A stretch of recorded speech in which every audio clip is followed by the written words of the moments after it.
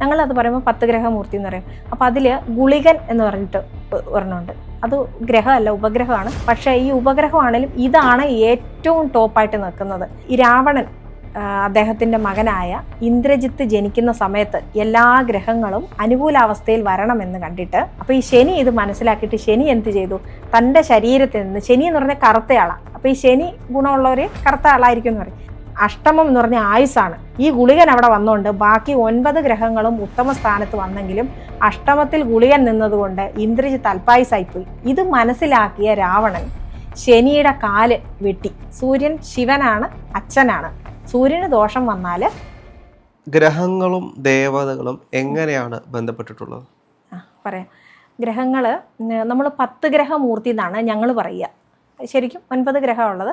ഞങ്ങളത് പറയുമ്പോൾ 10 ഗ്രഹമൂർത്തി എന്ന് പറയും. അപ്പോൾ അതിൽ ഗുളികൻ എന്ന് പറഞ്ഞിട്ട് ഒരെണ്ണമുണ്ട്. അത് ഗ്രഹമല്ല, ഉപഗ്രഹമാണ്. പക്ഷേ ഈ ഉപഗ്രഹമാണെങ്കിലും ഇതാണ് ഏറ്റവും ടോപ്പായിട്ട് നിൽക്കുന്നത്. ഈ 9 എണ്ണത്തിനെയും മറിക്കാൻ ഈ ഒറ്റ ഒരെണ്ണം വിചാരിച്ചാൽ പറ്റും. അപ്പോൾ അതിൻ്റെ ഒരു സ്റ്റോറിയും കൂടെ പറഞ്ഞിട്ട് ഞാൻ പറയാം ഗുളികൻ എന്താണെന്നുള്ളത്.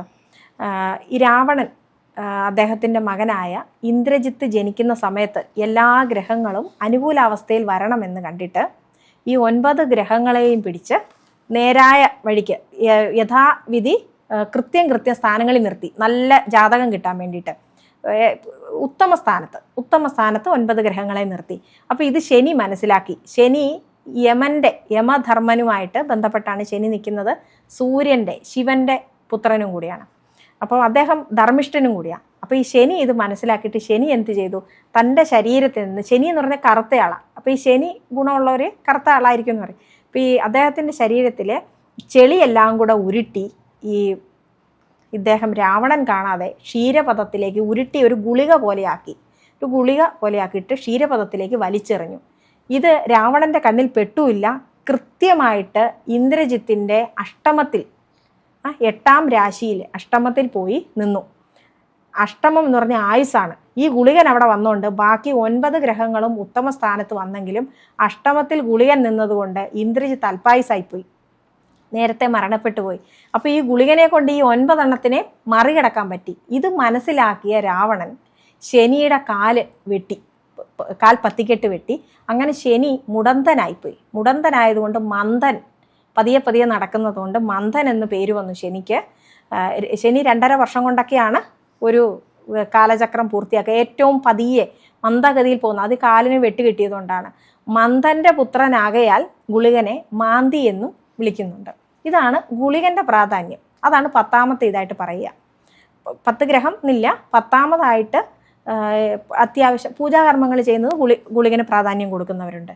ആദ്യത്തത് സൂര്യനാണ്. സൂര്യൻ ശിവനാണ്, അച്ഛനാണ്. സൂര്യന് ദോഷം വന്നാൽ ശിവൻ, മഹാദേവൻ എതിരാകുമെന്നും, ഇല്ലേ മഹാദേവനെ കൊണ്ടുള്ള ദോഷം നമുക്ക് വരുമെന്നും അച്ഛനെ കൊണ്ട് നമുക്ക് ദോഷം വരുമെന്നും ചിന്തിക്കണം. 2, ചന്ദ്രൻ അമ്മയായിട്ടും മുത്തശ്ശിയായിട്ടും പറയും, ജലത്തിൻ്റെ കാരകനായിട്ടും പറയും. അപ്പോൾ ചന്ദ്രൻ ദോഷമായിട്ട് ഒരാൾക്ക് വന്നിട്ടുണ്ടെങ്കിൽ അമ്മയുടെ ദോഷം, ഇല്ല അമ്മയുടെ അനുകൂലാവസ്ഥ പറയുക, അങ്ങനെ വരാം. അതേമാതിരി തന്നെ ജലജന്യമായിട്ടുള്ള അസുഖങ്ങൾ അവർക്കുണ്ടാകും. ഗുണം വന്നാൽ ആ ഗുണവും ഇതിനെ ചൊല്ലി ഉണ്ടാകും കേട്ടോ.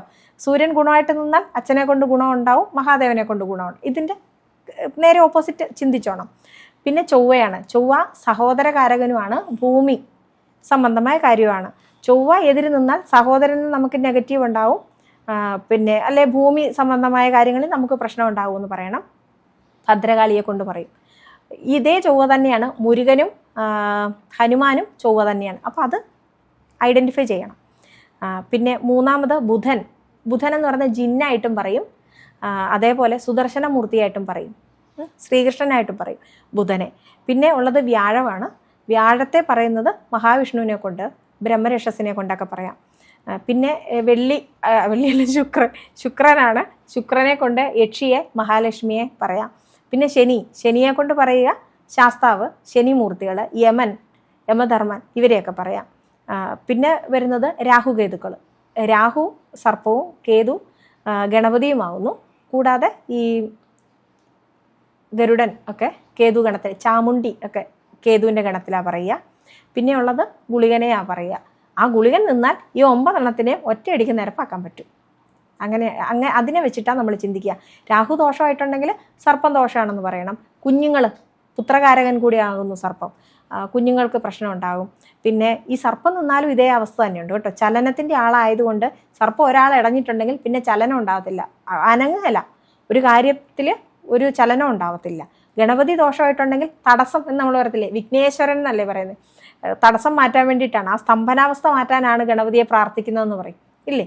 അപ്പോൾ അതെന്തുകൊണ്ടാണ്? അപ്പം ഞാൻ ആദ്യം പറഞ്ഞ ആ കഥയിൽ ഓർക്കുക, ആ പ്രപഞ്ചത്തിൻ്റെ ആ സ്തംഭിച്ച് നിൽക്കുന്ന അവസ്ഥയാകുന്നു ഗണപതി, പരബ്രഹ്മമല്ല, ആ പ്രപഞ്ചത്തിൻ്റെ സ്തംഭിച്ച് നിൽക്കുന്ന അവസ്ഥയാകുന്നു ഗണപതി.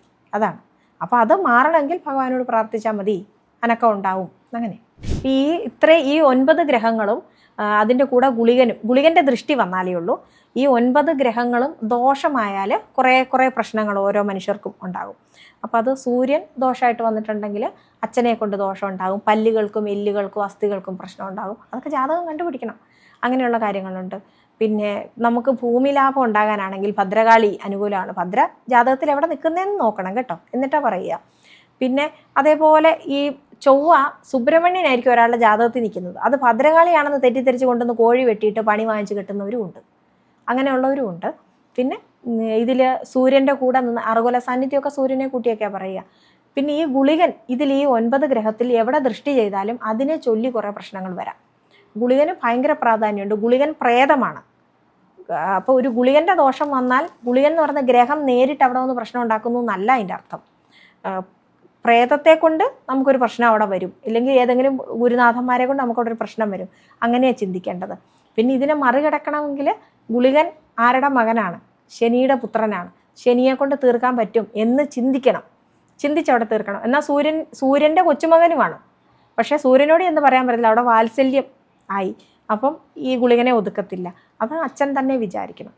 അങ്ങനെ കുറേ കാര്യങ്ങളുണ്ട്. അത് ജ്യോതിഷപരമായിട്ട് അതിനകത്തേക്ക് ആഴത്തിൽ ഇറങ്ങി ചെല്ലുന്നവർക്ക് ഇതൊക്കെ അറിയാം. പക്ഷേ എന്നിരുന്നാലും ഈ പേപ്പറുകളിൽ എഴുതി വെച്ച് പഠിക്കുന്നതല്ല ശരിക്കുള്ള ജ്യോതിഷം. നമ്മൾ ഓരോ കളത്തിൽ അല്ലെങ്കിൽ ഒരു കർമ്മത്തിൽ വരുന്ന സമയത്ത് ആ കർമ്മത്തിൽ കൂടെ നമ്മൾ അറിഞ്ഞെടുക്കുന്ന കുറേ കാര്യങ്ങളുണ്ട്. അതാണ് ശരിക്കും ജ്യോതിഷമായിട്ട് കണക്ട് ചെയ്യേണ്ടത്. ഇന്ന ദേവത ഇന്ന ദോഷം നിന്നാൽ ചിലപ്പോൾ ഈ ജ്യോതിഷത്തിനകത്ത് എഴുതി വെച്ചേക്കുന്നത് ഇന്നതേ കൊടുക്കാവൂ എന്നൊക്കെ ആയിരിക്കും. പക്ഷേ നമ്മളൊരു കർമ്മത്തിൽ കയറുമ്പോൾ അത് കൊടുത്താലൊന്നും അവിടെ ചിലപ്പോൾ ഊരി എടുത്തുകൊണ്ട് പോരാൻ പറ്റത്തില്ല. നമുക്ക് രക്ഷപ്പെടണമെങ്കിൽ അവിടെ അടുത്ത മാർഗം പ്രയോഗിക്കണം.